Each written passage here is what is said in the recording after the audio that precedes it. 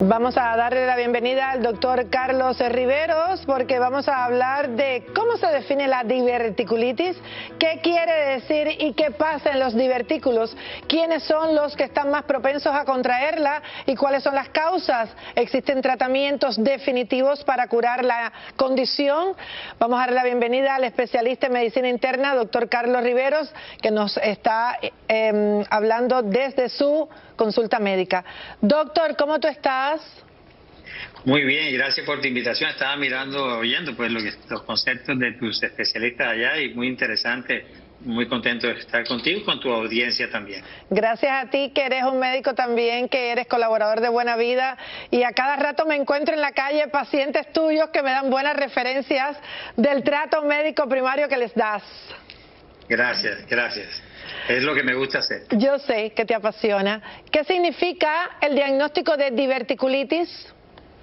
Sí, divertículo, el tener divertículo es como una, digamos, una abolladura en el intestino grueso, generalmente, y esa abolladura o esa salida, como de decir un apéndice pequeño, pero muchos apéndices pequeños en el intestino, se pueden infectar. Entonces los divertículos los podemos tener ahí y hay personas que tienen mayor riesgo de tener los divertículos, y ahora hablamos de eso, pero una vez estos divertículos se infectan o se inflaman, entonces es lo que se llama la diverticulitis.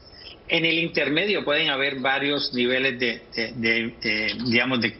complicaciones en esto. Por ejemplo, puede haber una inflamacióncita entre los varios divertículos, y eso es lo que se llama una colitis segmentaria, que es leve generalmente, pero produce algunos síntomas de dolor abdominal o molestia. Y también existe lo que es la diverticulitis, que es asintomática completamente, o diverticulitis que son no complicadas, o diverticulosis que no son complicadas y que nunca producen síntomas. En la mayoría de las veces no producen síntomas. Ahora, ¿el divertículo cómo se forma? Es una debilidad, es como cuando se forman las hernias, es una debilidad de la mucosa, es por donde entran los vasitos sanguíneos pequeños en el colon, y que entran y atraviesan el músculo para poder darle su nutrición a la mucosa.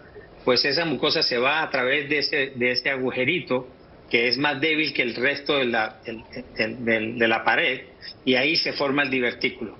Y entonces, digamos, ese divertículo tiene también una forma de que le llegue su sangre, y un espacio abierto ahí que podría llenarse de una infección o algo así. Ahora, entiendo que mientras el divertículo está ahí y no se inflama, que es lo que produce la diverticulitis, todo está bien, ¿no?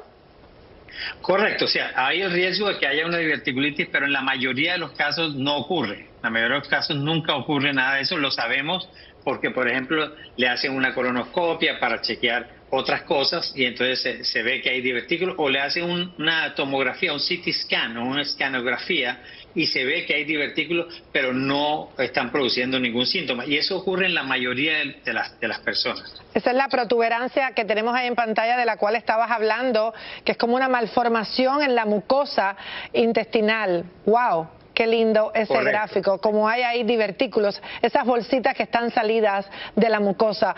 Vamos a revisar, doctor, las causas que precisamente causan la diverticulitis, que, como dijo anteriormente, es la inflamación causada por una infección de ese saquito o esa protuberancia que vimos anteriormente. Bueno, el cumplir la edad, el envejecimiento, el cumplir años, pues trae una serie de consecuencias, ¿no? A pesar del beneficio y la bendición de cumplir años.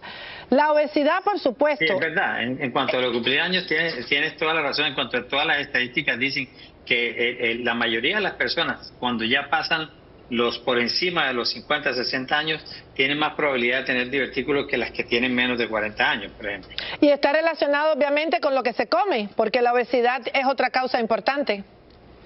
Correcto, ¿no? Y la obesidad, pero también las grasas, el alto consumo de grasas, el alto consumo de carnes rojas, por ejemplo, la baja fibra, o sea, tiene mucho que ver con lo que tú siempre has estado aduciendo, y es la vida sana, digamos, la alimentación sana, hace menos propensa a una persona que tenga divertículos o que tenga, además de eso, diverticulitis. Cuando hablamos y revisamos las causas de nuevo, por favor, cuando hablamos de el consumo alto e indiscriminado de grasas, nos referimos, como lo tenemos ahí en pantalla, de grasa animal.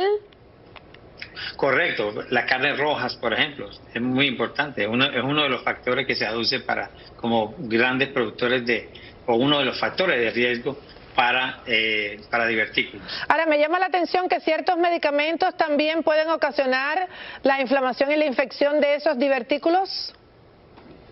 Sí, se ha hablado del consumo de ciertos medicamentos que se consumen, digamos, por mucho tiempo, de tipo gastrointestinal, sobre todo porque hay una de las razones que se ha aducido para que esto suceda, es porque el intestino tiende a contraerse también. Esas contracciones, cuando se hacen más fuertes de lo normal en paredes más débiles, pueden producir este tipo de divertículos, digamos, de falla de la pared para que se produzca el intestino. Entonces, digamos, algunos medicamentos que pudieran de pronto producir un cambio en esa movilidad o unas contracturas mucho más fuertes podrían también causar mayor riesgo de esto.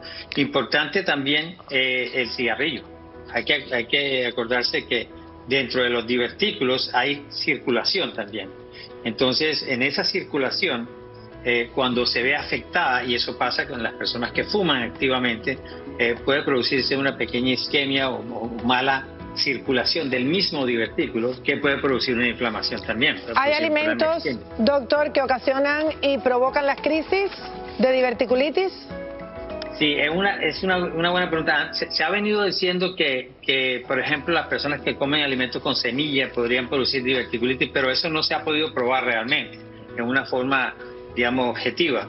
Entonces está muy en veremos, pero definitivamente sí, lo que habíamos hablado, todo lo que puede producir divertículos puede producir diverticulitis también. Los lácteos, los frijoles, el ajo y la cebolla.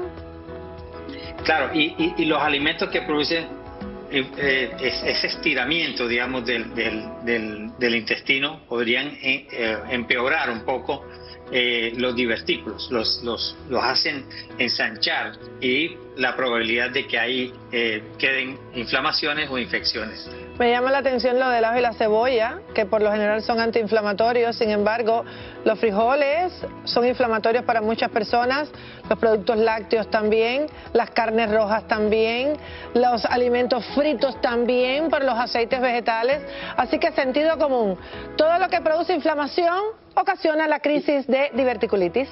Gracias, doctor Carlos Riveros. Que pueda producir, digamos, como aire, más aire dentro del intestino, que lo ensanche. Sí, muy buen punto. Y ese podría ser el caso del ajo y la cebolla. Gracias, doctor Carlos Riveros, por estar aquí con nosotros. Qué gusto verte, aunque sea a través de la pantalla.